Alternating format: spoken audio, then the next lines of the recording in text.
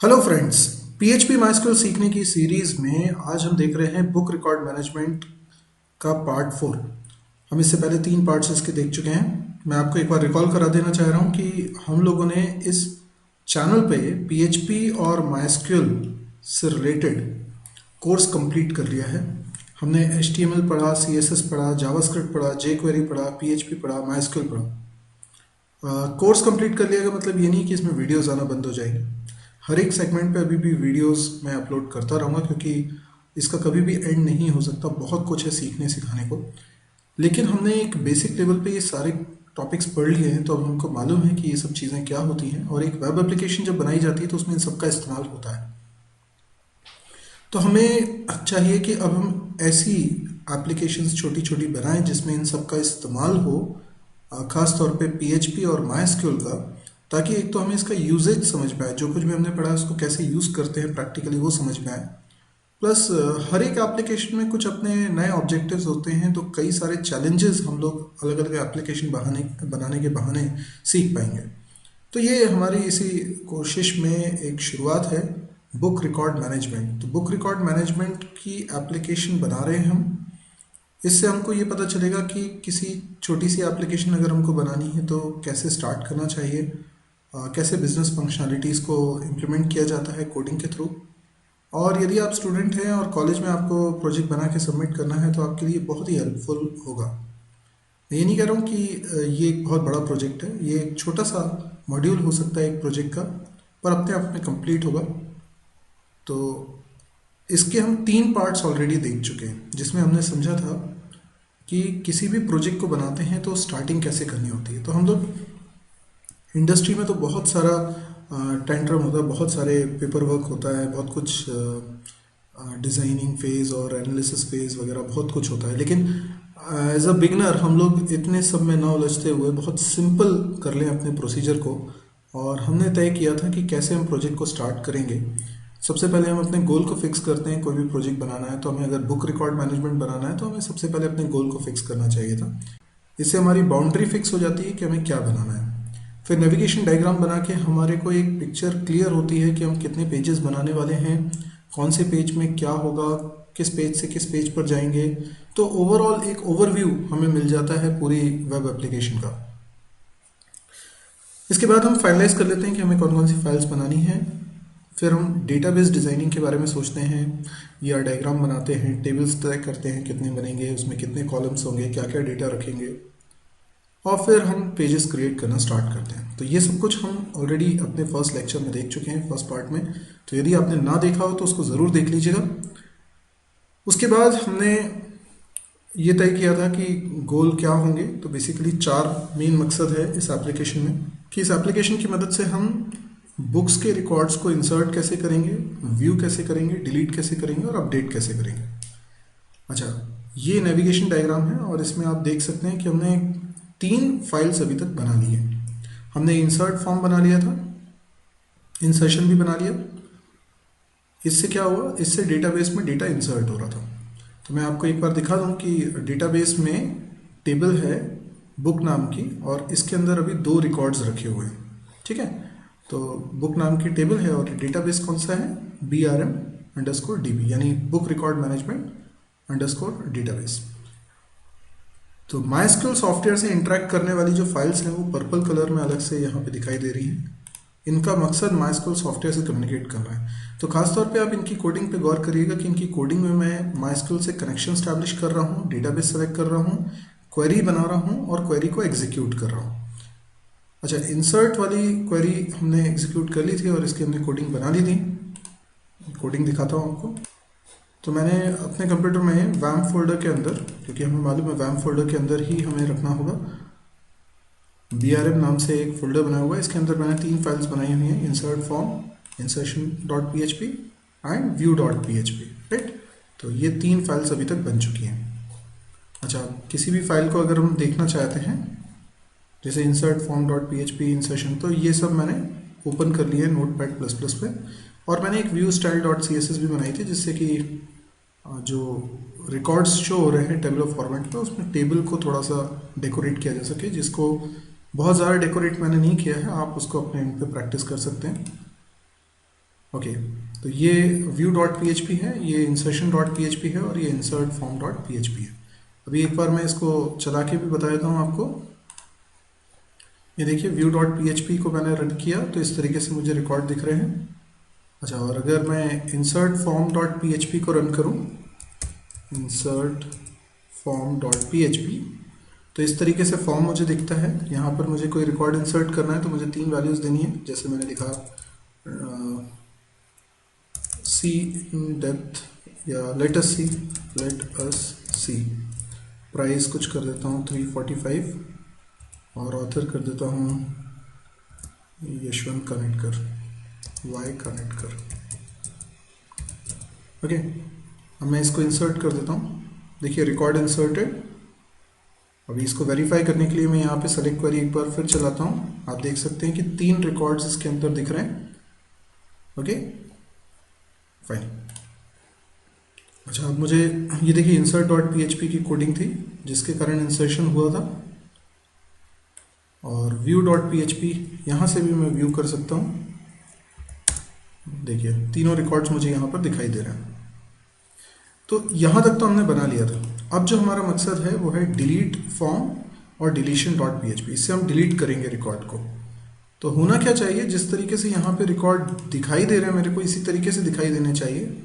यहाँ कहीं पे शुरुआत में या आखिरी में चेक बॉक्सेस होने चाहिए, जिन चेक बॉक्सेस पे मैं चेक करूँगा, और फिर एक बटन होनी चाहिए डिलीट की, उस पर मैं क्लिक करूँ तो डिलीशन हो जाए। मेरी बात समझ में आई आपको? जैसे ये टेबल दिख रहा है ऐसा ही दिखे, ताकि मैं सारे रिकॉर्ड्स को देख पाऊँ, और जिन जिन रिकॉर्ड्स को मैं सेलेक्ट कर लूँ वो रिकॉर्ड्स एक साथ में डिलीट कर सकूँ। देखिए बहुत ही मज़ेदार होगा और बहुत स्मार्ट कोडिंग होगी ये। तो जैसे view dot P H P में ये व्यू करा रहा हूँ ना, तो ये तो मुझे कराना ही पड़ेगा व्यू, और साथ में मेरे को यहाँ पे चेक बॉक्सेस भी देने हैं। ठीक है, तो अब हम कोडिंग कर रहे हैं। कौन सा वाला पेज बना रहे हैं? Delete form dot P H P, right. तो देखिए एक नई फाइल बना रहा हूँ मैं, delete form dot P H P. ठीक है। अच्छा, delete form dot P H P की कोडिंग कैसी होगी? इसकी कोडिंग देखिए, मैंने आपको कहा कि जैसे ये view dot P H P में मैं रिकॉर्ड्स को व्यू कर पा रहा हूँ, बिल्कुल यही का यही मुझे डिलीट में भी करवाना है। तो डिलीट फॉर्म में भी यही सब होगा, सिर्फ क्या होगा एक्स्ट्रा, एक कॉलम और होगा जिसमें कि चेक बॉक्सेस होंगे। ठीक है ना, और एक बटन होगी, बस इतना होगा, और ये पूरा एक फॉर्म हो जाएगा।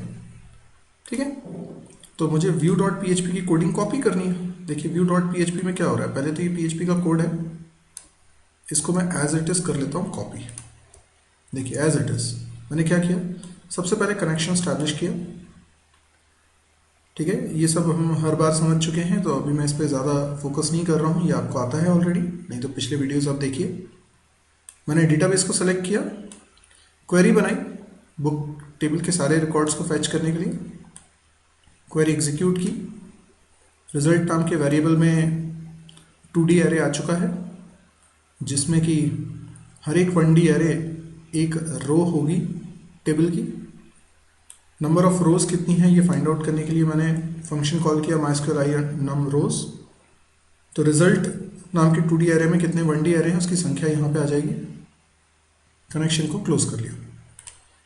इसके बाद HTML का कोड हम लिखना स्टार्ट करते हैं, और यही का यही कोड मैं लिख देता हूँ पूरा। ठीक है, पूरा का पूरा। तो देखिए ये पूरा कोड मैंने कॉपी पेस्ट कर दिया, लेकिन कुछ चेंजेस करता हूँ, जैसे कि टाइटल में मैं लिखता हूँ डिलीट बुक रिकॉर्ड्स। ठीक है, view style dot C S S बिल्कुल ठीक है, क्योंकि मैं लुक एंड फील वैसे ही चाहता हूँ। फिर देखिए HTML का कोड है ये, तो H1 में बुक रिकॉर्ड मैनेजमेंट टेबल है, व्यू टेबल। ठीक है, ये भी ठीक है। अब यहाँ पर जो पहली वाली रो है, इसमें 4 कॉलम्स हैं, मैं एक कॉलम इसमें बढ़ाना चाहता हूँ। ठीक है, मैं लिखता हूँ TH सेलेक्ट टू डिलीट। ठीक है, इस तरीके से लिखे, और यहाँ पर जब ये लूप चल रहा है एक एक रिकॉर्ड को हम फेच कर रहे हैं। देखिए, अगर आपको मैं इस कोडिंग को ज़्यादा एक्सप्लेन इसलिए नहीं कर रहा हूँ क्योंकि हम पिछले वीडियो में यानी पार्ट 3 में इस व्यू को ही समझा था, यही हमने बनाया था कोड। तो आप अगर नहीं देखा है तो उसको तो ज़रूर देखना क्योंकि ये कंटिन्यूशन में वीडियोज़ है। अभी ये तो आपको मालूम है कि ये पहला रिकॉर्ड फेच कर रहा है और पहला रिकॉर्ड को हम डिस्प्ले यहाँ करा रहे हैं ये रो बनाकर। तो इसमें एक कॉलम और बनेगा, तो ये बनाया मैंने एक और कॉलम TD, और इसमें एक चेकबॉक्स मुझे बनाना है। तो मैंने लिखा इनपुट टाइप चेकबॉक्स।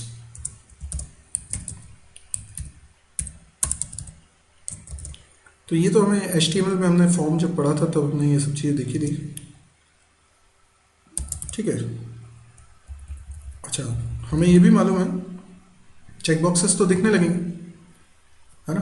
अभी मैं इसको एक बार चला के और दिखा देता हूँ पहले आपको कि इतने से क्या हुआ। अभी सिर्फ क्या हुआ, हमारा एक कॉलम हमने इसमें इंक्रीज करा है, ठीक है। अभी इसमें कुछ और कोडिंग करना बाकी है, मैं आपको वो भी बताऊंगा, पर अभी डिलीट फॉर्म डॉट PHP हमारा तैयार है। तो एक बार इसको चला के देखते हैं, डिलीट फॉर्म डॉट PHP।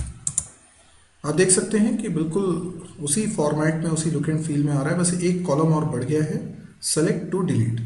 और यहाँ पर आप देख सकते हैं चेक बॉक्सेस हैं जिस पे मैं चेक कर सकता हूँ। जिस जिस पे मैंने चेक किया वो रिकॉर्ड्स डिलीट होने चाहिए, ये हम चाहते हैं। अच्छा, आपको एक चीज़ मालूम है ना कि ये इनपुट एलिमेंट है, और जब मैं इनपुट एलिमेंट को चाहता हूँ, क्योंकि देखिए जैसे मैंने इसको सेलेक्ट किया, इसको सेलेक्ट किया, तो मैं चाहता हूँ ये डिलीट हो जाए, तो मेरी एक PHP फाइल चलेगी जो सेलेक्टेड रिकॉर्ड्स को डिलीट करेगी। पर उसे कैसे पता चलेगा किस किस पे चेक किया हुआ? तो ये एक फॉर्म होना चाहिए, और इस फॉर्म को मैं सबमिट करूँगा तो ये डेटा PHP फाइल पे जाएगा। आपको मालूम है फॉर्म क्या होता है, फॉर्म को सबमिट करने का मतलब क्या होता है, ठीक है ना। तो हमें यहाँ पे एक फॉर्म बनाना पड़ेगा। तो ये जो टेबल हम बना रहे हैं ना, इसके पहले हम फॉर्म टैग लगाते हैं, और इस फॉर्म टैग में एक्शन एट्रीब्यूट की वैल्यू के रूप में हम लोग क्या लिखेंगे। देखिए, डिलीट फॉर्म हम बना रहे हैं, इस फाइल के अंदर हम कोडिंग कर रहे हैं। तो इसमें जो मैं फॉर्म बना रहा हूँ वो सबमिट करने पर कौन से फाइल पे जाएगी रिक्वेस्ट, डिलीशन डॉट PHP, ठीक है। तो मुझे यहाँ लिखना है डिलीशन डॉट PHP। देखिए समझ में आ रहा है, हम कौन सी फाइल बना रहे हैं, डिलीट फॉर्म डॉट PHP, मतलब ये वाली, इसके अंदर मैं कोडिंग लिख रहा हूँ। तो इसके अंदर मैंने एक फॉर्म बनाया जिसको सबमिट करूंगा तो रिक्वेस्ट किस पेज पे जाएगी, डिलीशन डॉट PHP पे, ठीक है ना, क्योंकि मैंने यहाँ लिखा है डिलीशन डॉट PHP।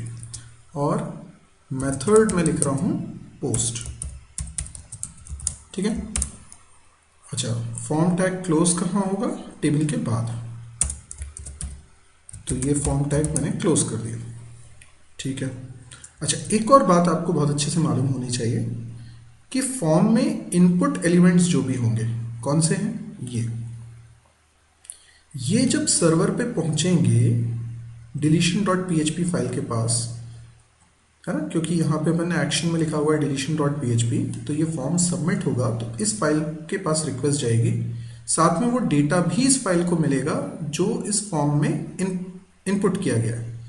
लेकिन डिलीशन डॉट PHP फाइल जब मैं बनाऊंगा तो इस फॉर्म के उसी डेटा को एक्सेस कर पाऊंगा जिसका कुछ आपने नाम रखा होगा, यानी इसका नेम एट्रीब्यूट रखना इंपॉर्टेंट है, तो कुछ नेम आपको रखना पड़ेगा।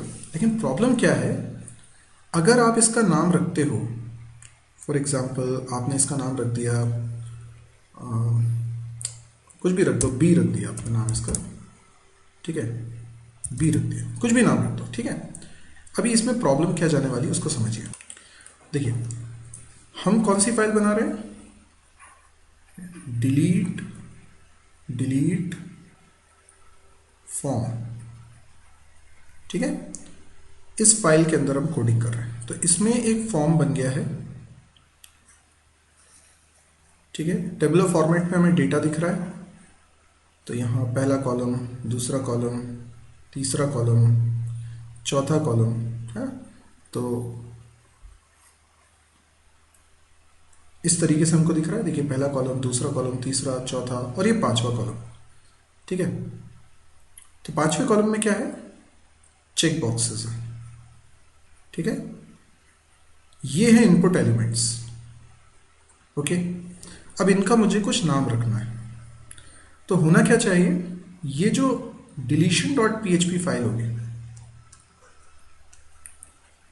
इस फाइल के अंदर मैं एक एसोसिएटिव एरे यूज करूंगा $_post, ये भी आपने पढ़ा हुआ है, और इसके इंडेक्स के रूप में मैं क्या यूज करूंगा, इन एलिमेंट का नाम, ताकि मैं इसके डेटा को एक्सेस कर सकूं।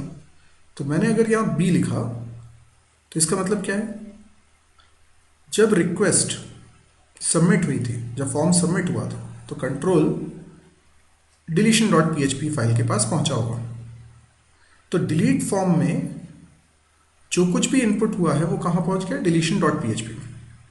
$_post लिखकर मैंने एसोसिएटिव एरे एक्सेस किया है और इसमें इंडेक्स लिखा है b। इंडेक्स क्या होगा, जो इस फॉर्म में इनपुट एलिमेंट के नाम थे। तो अगर मैंने इसका नाम रखा है b, तो फिर मैंने यहां इंडेक्स के रूप में लिखा है b। पर अब इस इनपुट एलिमेंट का नाम तो कुछ और होना चाहिए ना। अगर इसका नाम b है तो इसका नाम b थोड़ी हो सकता है। बट प्रॉब्लम क्या है, आपने इसका नाम भी b रख दिया है, आपने इसका नाम भी b रख दिया है। अब जब $_post b, इंडेक्स जब आप b लिखेंगे तो तीनों तो एक्सेस हो नहीं पाएंगे, कोई एक ही एक्सेस होगा ना, एक ही रिप्रेजेंट होगा। क्या आप समझ पा रहे हैं मैं क्या बोल रहा हूँ? मैं कह रहा हूँ कि आपने डिलीट फॉर्म वाले पेज में एक से ज़्यादा इनपुट एलिमेंट्स के नाम सेम रख दिए हैं।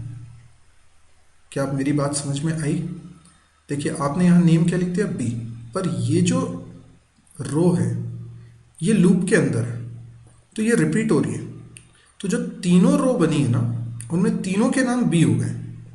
मेरी बात अभी भी समझ में अगर नहीं आई है तो मैं ये कहना चाहता हूँ कि ये जो इनपुट एलिमेंट है, ये जो है, तीनों के नाम क्या है, b। अच्छा, मान लीजिए आपको अभी भी समझ में नहीं आ रही मेरी बात, तो इसका कोड मैं व्यू पेज सोर्स करके आपको बताता हूँ। आप देखिए, इसका नाम क्या है। अच्छा, इसमें तो नेम अभी आया ही नहीं क्योंकि मैंने अभी सेव नहीं करा था। ठीक है, मैं सेव कर देता हूँ पहले, ये सेव कर दिया। ठीक है, और अब इसको रिफ्रेश कर दो। ये देखिए व्यू पेज सोर्स, यहाँ पे देखिए इनपुट एलिमेंट देख पा रहे हैं, और इसमें नेम क्या है, b।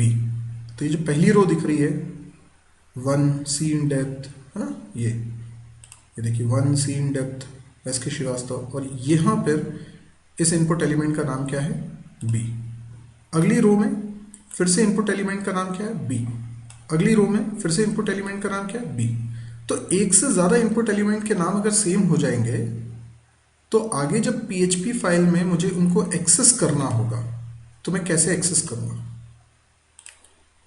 क्योंकि इंडेक्स तो सबके अलग अलग जब तक नहीं होंगे, मैं सबको अलग अलग कैसे एक्सेस करूँगा। तो सब एक से ज़्यादा इनपुट एलिमेंट के नाम कभी सेम नहीं होने चाहिए। ओके, अगर आपको ये समझ में आ गया होगा कि एक से ज़्यादा इनपुट एलिमेंट्स के नाम सेम नहीं रख सकते, अलग अलग रखना है। अब अलग अलग कैसे रखा जाए, तो इसके लिए छोटी सी ट्रिक अपने को यूज़ करनी पड़ेगी। यहाँ पर जो नेम है मैंने b रखा है, b की जगह मैं रख लूँ b1 b2 b3 b4, तो कैसा रहे। तो मुझे इसमें कंकैटिनेट करना पड़ेगा। क्या कंकैटिनेट करना पड़ेगा, एक नंबर कंकैटिनेट करना होगा। तो नंबर कैसे कंकैटिनेट किया जाता है, तो मैं सिंपली इसमें एक नंबर कंकैटिनेट कर देता हूँ। कैसे, देखिए, मैं इस डबल कोट्स में जो b लिखा है उसी में अंदर PHP टैग लगा रहा हूँ, इको कर रहा हूँ i की वैल्यू। i एक वेरिएबल हमने ऊपर लिया हुआ है जिससे कि लूप चल रहा है, और ये PHP का टैग क्लोज हो गया। आप समझ रहे हैं इससे क्या होगा? देखिए, मैं सेव करता हूँ इसको और इसको चला के बताता हूँ, आपको समझ में आएगा। ये b1 b2 b3 ऐसे इसके नाम हो जाएंगे। रिफ्रेश किया, अभी इसको व्यू पेज सोर्स करता हूँ। आप देखिए, पहले वाले इनपुट एलिमेंट का नाम क्या हो गया, b1, दूसरे का नाम क्या हो गया, b2, तीसरे का नाम क्या हो गया, b3। तो सभी के नाम अब अलग अलग हो गए। यही हम चाहते थे, सभी के नाम अलग अलग हो जाए। तो देखिए ये हो गया। ठीक है, तो हमारा डिलीट फॉर्म बन गया। लेकिन एक चीज़ और, जब ये सारी रोज प्रिंट हो जाएंगी, तो लास्ट में एक और इनपुट एलिमेंट बनना चाहिए, एक बटन बननी चाहिए, दैट इज डिलीट के लिए बटन। तो मैंने लिखा TR स्टार्ट, TR क्लोज, और इसमें एक TD बनाता हूँ और इसमें डिलीट के लिए बटन बना देता हूँ जिससे फॉर्म सबमिट होगा। इनपुट टाइप सबमिट, और वैल्यू, जिससे कि इसका कैप्शन चेंज हो जाएगा। कैप्शन इसका रख लेता हूँ डिलीट, ठीक है। अभी कैसा दिखेगा मैं बता देता हूँ। रिफ्रेश किया, ये देखिए इसमें डिलीट नाम की एक बटन भी आ गई है। Got it? ओके, थोड़ा सा आपको अगर ऐसा लग रहा है कि ये पूरा एक जैसा क्यों नहीं दिख रहा है, तो इसमें भी हम थोड़ा बहुत लुक एंड फील में चेंजेस कर सकते हैं। जैसे यहाँ पे लिख सकता हूँ मैं कॉल स्पैन, और इसकी वैल्यू कर देता हूँ 5, ठीक है। अब देखें तो इस तरीके से दिख रहा है। तो जैसे मैं डिलीट पे क्लिक करूंगा वो सारे रिकॉर्ड डिलीट होने चाहिए जिस पे मैंने चेक किया हुआ है। अच्छा, एक छोटा सा चेंज और करना है मुझे इसी फाइल में। जब मैं चेकबॉक्स का डेटा भेज रहा हूं, है ना, कहां भेज रहा हूं? deletion.php फाइल पे। तो जब $_ B1 लिखूंगा, क्योंकि अब सबके नाम अलग अलग है, देखिए इसका नाम B1 है, इसका नाम B2 है, इसका नाम B3 है, तो B1 लिखूंगा तो इसकी वैल्यू आनी चाहिए। अब वैल्यू क्या होगी? यहां तो मैं चेक कर रहा हूं या चेक नहीं कर रहा हूं। वैल्यू तभी जाएगी जब मैं चेक कर रहा हूं, नहीं तो नहीं जाएगी, ठीक है। फिर से बोलूं, यहां पे अगर आपने चेक किया है तो ही इसकी वैल्यू सबमिट हो रही है, तो ही ये वैल्यू पास होके deletion.php फाइल पे पहुंची है। अगर आपने चेक नहीं किया है तो नहीं पहुंच रही है। तो अगर पूरे इस टेबल में 3 रिकॉर्ड्स हैं और मैंने एक ही को चेक किया है तो एक ही डेटा सबमिट हुआ है। अगर 2 पे चेक किया होगा तो 2 डेटा सबमिट होगा, ठीक है। अच्छा, वैल्यू वो जाएगी जो मैं वैल्यू एट्रीब्यूट में सेट करूंगा, यानी इन एलिमेंट का वैल्यू एट्रीब्यूट, ये जो चेकबॉक्स बनाए ना, इन एलिमेंट्स का वैल्यू एट्रीब्यूट मुझे सेट करना पड़ेगा, ठीक है। तो सेट कैसे करें? तो मुझे यहाँ पर एक और एट्रीब्यूट लेना है, वैल्यू। अच्छा, इसकी वैल्यू क्या रखूं? कुछ ऐसी मीनिंगफुल चीज़ सोचिए जो वहाँ पे पास कराऊँ, ज़रूरी है। हम क्या पास करा रहे हैं? हम ये पास करा रहे हैं कि किस में चेक किया, किस में चेक नहीं किया, लेकिन इससे यहाँ क्या पता चलने वाला है? अल्टीमेटली मुझे रिकॉर्ड को डिलीट करने के लिए ये जानना ज़रूरी है कि उस रिकॉर्ड का बुक आईडी क्या है, क्योंकि टेबल में हर एक रिकॉर्ड की यूनिकनेस उसकी बुक आईडी से। तो मुझे book ID as a value चाहिए। तो मैं चाहता हूँ कि जैसे ये पहला वाला जो रिकॉर्ड था इसका बुक आईडी 1 है, दूसरे वाले रिकॉर्ड का बुक आईडी 2 है, तीसरे वाले रिकॉर्ड का बुक आईडी 3 है, तो यह वैल्यू के रूप में क्या मिले? इसे 1 मिले। अगर मैंने 2 पे चेकबॉक्स किया हुआ है ना, चेक किया हुआ, तो जब आप लिखेंगे $_post और यहाँ लिखेंगे B2 तो क्या होगा? तो इसका रिजल्ट आएगा 3, इसकी वैल्यू आनी चाहिए 3, यानी जो बुक आईडी है वो वैल्यू आनी चाहिए। ओके, तो इसके लिए क्या करूं? यहाँ पे मैं PHP टैग लगाता हूँ, इको करता हूँ $row और बुक आईडी। तो बुक आईडी मैंने इसकी वैल्यू के रूप में पास कर दिया, ये देखिए, ठीक है। अभी मैं एक बार फिर इसको करके बता देता हूँ। ये देखिए, अभी जैसे मैंने इस पे चेक किया, इस पे चेक किया ना, अभी इसका व्यू पेज सोर्स करें तो आप देखें इसकी वैल्यू क्या गई है? 1 है ना, B1 वाले की 1 और B2 वाले की 2, B3 वाले की 3, इस तरह से। तो ये बिल्कुल मीनिंगफुल है। ओके, तो ये हमारा डिलीट फॉर्म बन चुका है। अब बारी है कौन से फॉर्म की? deletion.php की। deletion.php नाम की फाइल अब हमको बनानी है। ओके, ये रहा। तो हम यहाँ पर एक और नई फाइल बना रहे हैं जिसका नाम रखते हैं deletion.php।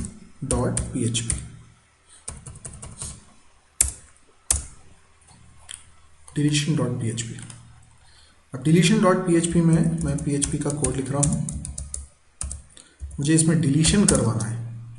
तो डिलीशन करवाने के लिए सबसे पहले क्या लिखूँ, जो रिकॉर्ड्स आ रहे हैं $_ पोस्ट। अब यहाँ इंडेक्स के रूप में मुझे क्या लिखना है, तो पहले तो मैं ये देख लूँ कितने रिकॉर्ड्स आए हैं। तो देखिए क्या होता है कि एक साइज ऑफ नाम का फंक्शन होता है पीएचपी में, साइज ऑफ, और इस फंक्शन में मैंने इस एरे का नाम पास कर दिया है $_ पोस्ट। $_ क्या एसोसिएटिव एरे है, जितने एलिमेंट्स फॉर्म से सबमिट होकर आए होंगे उतनी ही वैल्यूज इस एरे के अंदर होंगी। तो अगर मैंने फॉर्म को सबमिट करते वक्त 2 जगह चेकबॉक्स किया है तो 2 ही वैल्यू पास हुई और तो कुछ पास हुआ नहीं, इसीलिए 2 ही वैल्यूज, ये साइज क्या बताएगा 2। ठीक है, तो मैंने यहाँ पर एक वेरिएबल ले लिया, टोटल वैल्यूज या साइज ही लिख लेता हूँ। ठीक है, साइज नाम का एक वेरिएबल बना लिया। Got it. अब मुझे ये पता चल गया है कि कितनी वैल्यूज आई हैं। तो हर एक वैल्यू को ऑब्टेन करने के लिए मुझे लूप लगाना पड़ेगा, एक एक करके सारी वैल्यूज ऑब्टेन करूँगा। तो मैं एक लूप लगा देता हूँ, लेट्स से $i की वैल्यू 1 से लेकर $i <= साइज। तो ये लूप उतनी बार चलेगा जितनी वैल्यूज सबमिट हुई है, जितनी वैल्यूज आई हैं $i++। ठीक है, ओके। अच्छा, अब देखिए क्या हुआ, जैसे मैंने 2 पे चेक किया हुआ है। ठीक है, तो वैल्यूज कौन कौन सी आई हैं, एक तो आया है $_ पोस्ट b, मतलब इंडेक्स नंबर कौन कौन सा आया है, b1 आया है और b3 आया है। Okay, b3। ठीक है, b1 आया और b3 आया है, 2 आए इंडेक्स, बाकी तो आए नहीं, बाकी तो इनवैलिड है। मतलब अगर मैं ये देखूंगा कि $_ पोस्ट b2, तो इससे कोई वैल्यू नहीं मिलेगी। क्यों नहीं मिलेगी, क्योंकि मैंने इस पर चेक नहीं किया था। तो $_ पोस्ट b1 लिखूंगा तो वैल्यू मुझे मिलेगी, $_ पोस्ट b3 लिखूंगा तो भी मुझे वैल्यू मिलेगी, क्योंकि फॉर्म सबमिट करते वक्त मैंने शायद b1 और b3 वाले पे चेक किया, तो जितने पे चेक किया बस वही डेटा आ रहा है। तो कितना डेटा आया, साइज ऑफ से मुझे पता चला 2 डेटा आया, कौन कौन सा आया ये नहीं पता चला, कितना डेटा आया, 2 पे चेक किया, कौन से 2 पे चेक किया ये नहीं पता चल रहा, बस टोटल कितने हो रहे हैं ये पता चल रहा है। तो इसलिए मैंने जो लूप लगाया वो कितनी बार चल रहा है, साइज टाइम, यानी अभी एग्जांपल के लिए 2 बार। लेकिन इंडेक्स क्या हो वो कैसे पता चलेगा, तो अगर वेरिएबल सेट होगा का मतलब एक फंक्शन होता है इज सेट। इस फंक्शन में मैं जो कोई वेरिएबल पास करता हूं, जैसे $_ पोस्ट, ठीक है, और यहां कुछ इंडेक्स लिखूंगा। ठीक है, कुछ भी इंडेक्स लिखा मैंने यहां, तो ये फंक्शन मुझे ट्रू या फॉल्स में ये बता देगा कि ये वेरिएबल की वैल्यू सेट हुई है कि नहीं हुई। तो जैसे $_ पोस्ट सिंगल कोट्स में मैंने लिख दिया b2, तो ये फॉल्स रिटर्न करेगा, और अगर मैंने यहाँ इंडेक्स के रूप में लिखा b1 तो ये ट्रू रिटर्न करेगा। समझ में आ रहा है, यानी जो वेरिएबल नहीं बना है, जिसकी वैल्यू सेट नहीं है, उसके लिए फॉल्स रिटर्न करेगा। तो ये बड़े काम का फंक्शन हो जाएगा मेरे लिए। तो देखिए कैसे करते हैं, इसमें मैं एक इंडेक्स नाम का वेरिएबल लेता हूं। ठीक है, इंडेक्स नाम का वेरिएबल, अभी मैं बताता हूं इसका पर्पस क्या है। मैं जब इस सेट फंक्शन को कॉल करूंगा तो इसमें लिखूंगा $_ पोस्ट और इसमें लिख देता हूं इंडेक्स। ठीक है, अब इससे क्या हुआ, तो इस सेट फंक्शन मुझे क्या देने वाला है, या तो ट्रू या फॉल्स। तो इफ लगा देता हूं यहां पैरेंथेसिस। अब इसका मतलब क्या है, ये इफ कंडीशन अगर ट्रू होती है इसका मतलब ये वेरिएबल सेट हुआ है, इसके लिए वैल्यू आई है। पर इंडेक्स की क्या वैल्यू होनी चाहिए, इंडेक्स की वैल्यू वो होनी चाहिए जो डिलीट फॉर्म में नेम थे इनपुट एलिमेंट्स के क्या थे, B1 B2 B3 ये थे ना, ठीक है। तो मुझे यहाँ पे क्या लिखना चाहिए, B, ठीक है, और इसमें कंकैटिनेट कर दूं। मुझे यहाँ बेसिकली नंबर कंकैटिनेट करना है, जैसे B1 फिर B2 B3 ऐसा बनना चाहिए ना ये। तो यहाँ पर मुझे सारे पॉसिबल नंबर्स बनाने हैं। तो ये कैसे होगा, तो मुझे इसमें कंकैटिनेट एक नंबर जो कि वेरिएबल j में रखा है। अच्छा, j वेरिएबल तो हमने बनाया नहीं, चलो लूप स्टार्ट होने के पहले ही हम एक j वेरिएबल बना देते हैं जिसकी वैल्यू स्टार्टिंग में रख लेते हैं 1। तो अब मुझे बताइए ये क्या बन जाएगा, ये बन जाएगा 1, ठीक है, ये बन जाएगा 1। तो जैसे यहाँ पे फॉर्म में तीन चेक बॉक्सेस थे, मैंने पहले और तीसरे वाले पे चेक किया, सॉरी पहले और तीसरे, ठीक है। इसका नाम क्या है B1, इसका नाम क्या है B2, इसका नाम क्या है B3, ये नाम है, ठीक है, दीज आर कॉल्ड नेम्स। और इनकी वैल्यू क्या है, ठीक है, वैल्यू, तो वैल्यू इसकी 1 है, इसकी 2 है, इसकी 3 है। जब ये फॉर्म सबमिट हुआ होगा तो $_post B1, इसमें क्या वैल्यू आई होगी, इसमें वैल्यू आई होगी 1। $_post B3 में वैल्यू आई होगी 3, ठीक है। B2 तो आया नहीं क्योंकि उसमें मैंने चेक नहीं किया। तो जब हमने साइज निकाला तो साइज वेरिएबल में वैल्यू क्या आ गई 2।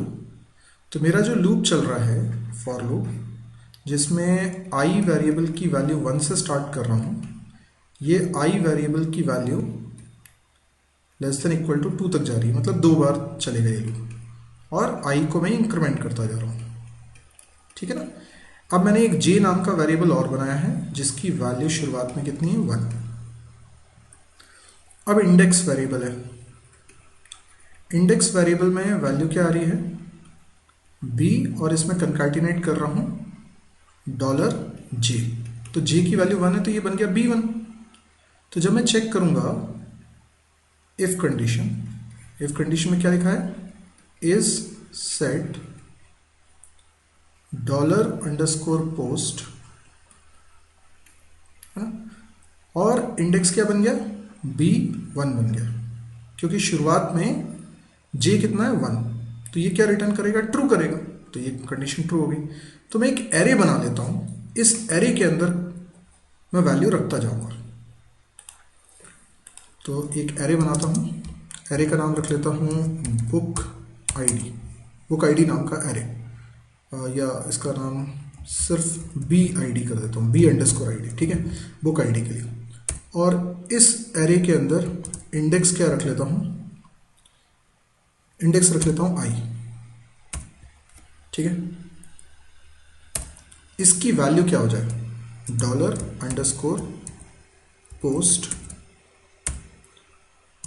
$index।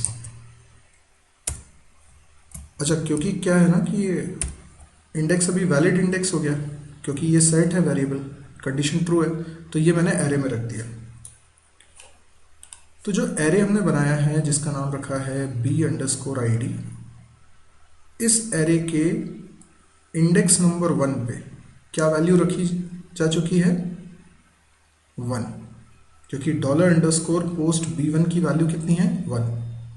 अच्छा, इसके इंडेक्स नंबर 2 पे क्या रखा जाएगा, 3 रखा जाना चाहिए। क्यों 3 रखा जाना चाहिए, क्योंकि अगली बार जब आप $_post B2 को चेक करेंगे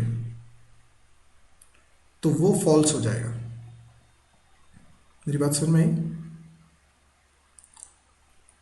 जब ये लूप चलेगा आगे तो अगली बार j की वैल्यू तो मुझे इंक्रीमेंट करनी है ना। तो मैं लिखूंगा else $j++। अच्छा, j तो हर हाल में इंक्रीमेंट होना है, तो else क्यों लगा रहा हूँ, else नहीं लगाता हूँ, else मत लगाइए। सीधे क्या करिए, हर बार आप जे को भी इंक्रीमेंट करिए। तो जहाँ $i प्लस प्लस लिखा है वहीं पे कॉमा लगा के लिख देता हूँ $j प्लस प्लस। तो जे भी इंक्रीमेंट हो जाएगा, आई बढ़ेगा जे भी इंक्रीमेंट हो जाएगा। तो जे की वैल्यू कितनी हो जाएगी, जे की वैल्यू हो जाएगी 2। तो अगली बार ये इंडेक्स क्या बन जाएगा, B2। अब इस सेट $_post B2 पर ये क्या रिटर्न करेगा, फॉल्स। फॉल्स रिटर्न करेगा तो ये लाइन नहीं चलेगी, ठीक है ना, ये लाइन नहीं चलेगी। आई तो मेरा बढ़ रहा है लेकिन आई नहीं बढ़ना चाहिए, क्यों, क्योंकि इस एरे के इंडेक्स नंबर 2 पे तो फिर कुछ आएगा ही नहीं अगर आई की वैल्यू बढ़ जाएगी तो। इंडेक्स नंबर 1 पे तो वैल्यू आई थी, पर इंडेक्स नंबर 2 के लिए तो वैल्यू आई नहीं पाएगी। तो मैं एल्स में क्या करता हूँ, आई की वैल्यू को एक डिक्रीमेंट कर देता हूँ, ठीक है। तो आई की वैल्यू वापस से कम हो जाएगी। तो ये जो 2 था, आई की वैल्यू 2 थी, क्योंकि ये कंडीशन फॉल्स हो गई तो ये लाइन नहीं चली। तो एरे BID के इंडेक्स नंबर 2 पे कोई वैल्यू असाइन नहीं हुई है, इसलिए आई को डिक्रीमेंट करके मैंने वापस से 1 कर दिया है। और फिर जब कंट्रोल इंक्रीमेंट पे आएगा तो आई की वैल्यू फिर से 1 से 2 होगी, पर जे की वैल्यू 2 से 3 हो जाएगी। तो ध्यान रखिए जे 3 हो चुका है पर आई अभी भी 2 है। अंदर आएंगे क्योंकि ये लूप कब तक चलना है, साइज तक। तो आई की वैल्यू अभी भी 2 है, इसलिए ये अभी भी चलेगा। तो अंदर आते हैं, अंदर क्योंकि J3 हो चुका है तो ये बन गया B3। क्योंकि B3 इंडेक्स एग्जिस्ट करता है इसलिए ट्रू आएगा, और BID के इंडेक्स नंबर 2 पे ये वैल्यू असाइन हो जाएगी।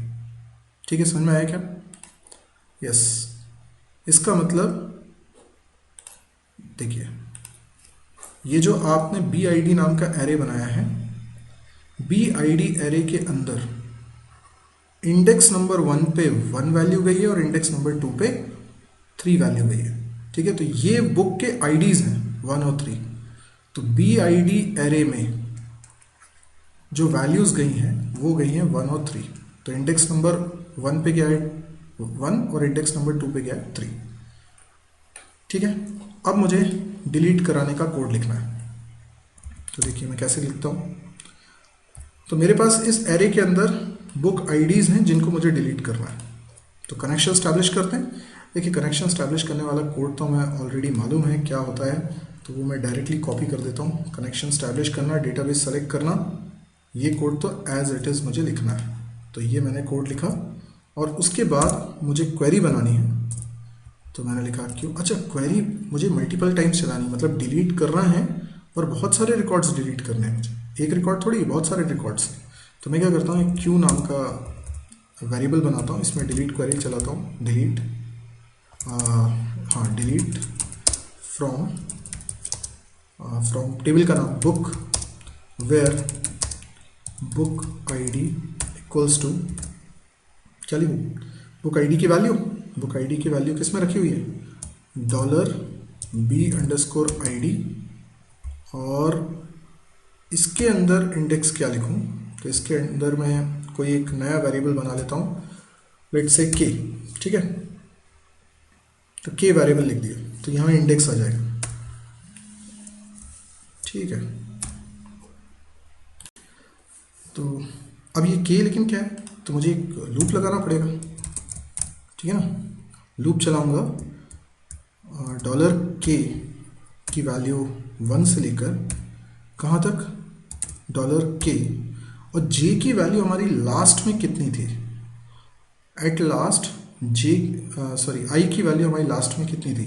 तो एट लास्ट I की वैल्यू जितना साइज था उतनी थी, है ना। तो K less than equal to $size। तो जितने बुक्स के रिकॉर्ड मुझे डिलीट करने हैं ये लूप उतनी बार चलना है। ओके, और $K प्लस प्लस। अच्छा, इसके अंदर मैं सबसे पहले ये क्वेरी बना रहा हूँ। क्वेरी बनाने के बाद, अच्छा क्वेरी बनाई है मैंने, इसमें कंकैटिनेट करना पड़ेगा ना इसको। बुक आईडी इक्वल्स टू, और इसमें कंकैटिनेट कर देता हूँ। ठीक है ना, तो ये बुक आईडी की वैल्यू के रूप में आ जाएगा। अच्छा, अब रिकॉर्ड कैसे डिलीट होगा, MySQL i क्वेरी, और इसके अंदर कनेक्शन ऑब्जेक्ट और क्वेरी। अच्छा, आपको क्या ये समझ में आ रहा है कि क्वेरी बार बार एग्जीक्यूट होगी, पर हर बार क्वेरी में के की वैल्यू बदल जाने की वजह से ये जो बी आई डी नाम का एरे बना है ना, उसकी एक एक वैल्यू इसमें कंकार्टिनेट हो, इस स्ट्रिंग के अंदर कंकार्टिनेट होती जाएगी। जैसे बी आई डी के अंदर क्या क्या वैल्यूज़ रखी हुई थी हमने अभी देखा, 1 और 3 रखी हुई थी।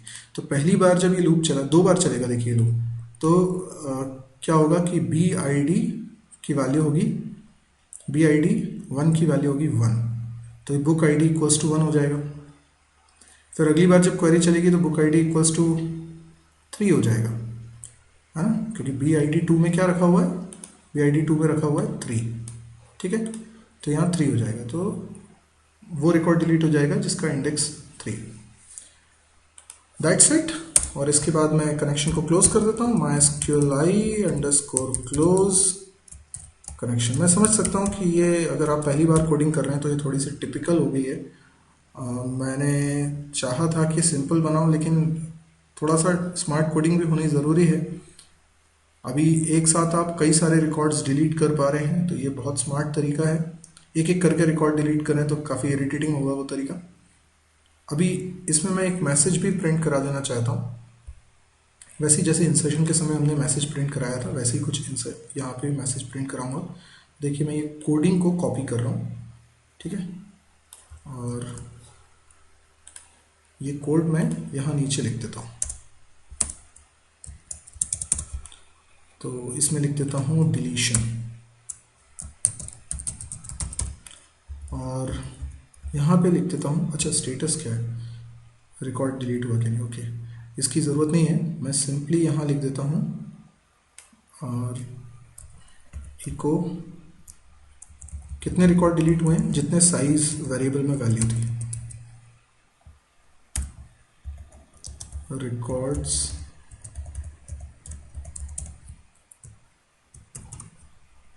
डिलीटेड, ठीक है ना, ये एल्स की ज़रूरत नहीं है,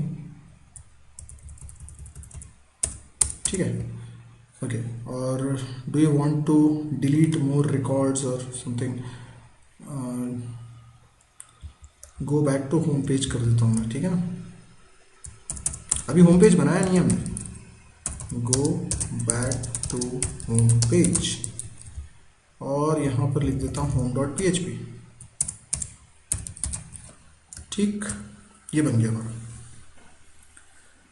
तो देखिए हमने क्या किया, डिलीट फॉर्म के अंदर से हमने चेक बॉक्सेस बनाए, जिन जिन चेक बॉक्सेस पे चेक करेंगे, अगर 10 रिकॉर्ड हमें दिख रहे थे, 10 में से 3 रिकॉर्ड पे मैंने चेक किया था, तो यहाँ पे साइज़ की वैल्यू आ गई थी 3, तो मैंने एक लूप चलाया 3 बार, और बी आई डी नाम के एरे के अंदर, जिस के अंदर मैंने उन बुक रिकॉर्ड्स के आईडीज़ स्टोर कर लिए जिन रिकॉर्ड्स को मुझे डिलीट करना है टेबल में से।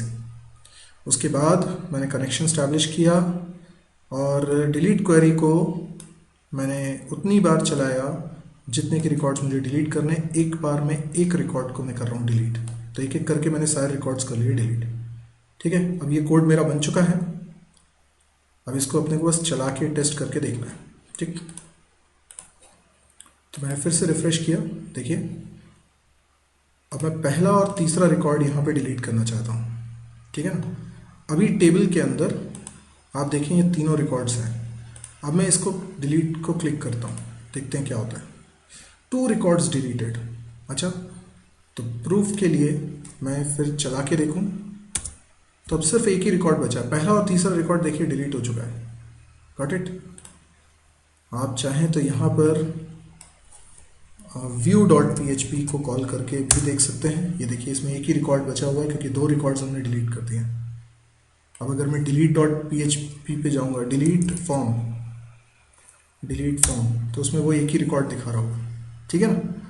तो आई होप आपको ये डिलीशन वाला कॉन्सेप्ट समझ में आया होगा। और देखिए अगर आपको ये कोडिंग समझने में दिक्कत हुई तो आप इस वीडियो को 2-3 बार देखिए, आप इन कॉन्सेप्ट्स को खुद ड्राई रन करके देखिए, डायग्राम बना के देखिए, शायद इस तरह से डायग्राम वगैरह बना के बाद में देखेंगे तो बड़ा मैसी लगेगा, लेकिन आपको इसी तरीके से समझ में आ पाएगा। कि क्या वैल्यूज जा रही है। इससे देखिए कॉन्सेप्ट्स बहुत तगड़े हो जाते हैं। एक बार हमें क्रिस्टल क्लियर हो जाए कि नेम एट्रीब्यूट का क्या मतलब है, वैल्यू एट्रीब्यूट का क्या मतलब है, क्या हमें डिलीट करना है, डिलीट करने के लिए हमें क्या वैल्यूज़ की ज़रूरत है, ये सारी चीज़ें हमें बहुत ज़्यादा क्लियर हो जाती हैं। तो अगर ये आपको डिफ़िकल्ट भी लगे ना तो आप इसको गिव अप मत करिएगा, 2-3 बार इसको करके देखिएगा, आपको चीज़ें समझ में आएंगी, डेफिनेटली आएंगी और बहुत तगड़े तरीके से आएंगी, बहुत मज़ा आएगा आपको इसको करने में। तो अब बस हमारा अपडेट का पोर्शन बाकी है। अगर ये वाला वीडियो आपको पसंद आया हो तो आप इसे लाइक करें। यदि आपको लगता है इस तरह के और वीडियोस देखने में आप इंटरेस्टेड हैं तो इस चैनल को भी सब्सक्राइब करें। इसके अलावा मेरी एक वेबसाइट है www.mysearchi.com। इस वेबसाइट को ज़रूर से विजिट करें क्योंकि इसमें डेली एक नया वीडियो अपलोड होता है, तो इसकी जानकारी आपको मिलती है। इसके अलावा यूट्यूब पे मेरे कई सारे चैनल्स हैं जिन पे वीडियोस रखे हुए हैं, तो हो सकता है आपने सारे चैनल्स अभी ना देखे हों, तो सारे वीडियोस आपने देखे ही ना हो। तो मेरा कहना है कि आप इस वेबसाइट पे आइए, यहाँ पे सारे के सारे वीडियोस के लिंक्स प्रॉपरली यहाँ पर ऑर्गेनाइज करके रखे हुए हैं। तो आपको जो कोर्स सीखना है उस कोर्स के वीडियोस की सीरीज आपको अलग से मिल जाती है इस साइट पे, कोर्स वाइज रखे हुए हैं। तो C++, जावा, PHP, MySQL जो कोर्स आपको सीखना है उसके लिए यहाँ पर वीडियोस अवेलेबल हैं। इनके प्रोग्रामिंग स्किल को डेवलप करने के लिए एग्जाम्पल्स, क्वेश्चंस, उनके सॉल्यूशंस वो भी अलग से अवेलेबल है। और क्योंकि प्रोग्राम्स के सॉल्यूशंस वीडियो फॉर्मेट में है तो आपको पूरा एक्सप्लेन किया गया है कि ये कैसे बनाना चाहिए, कैसे बनाया जाता है प्रोग्राम को।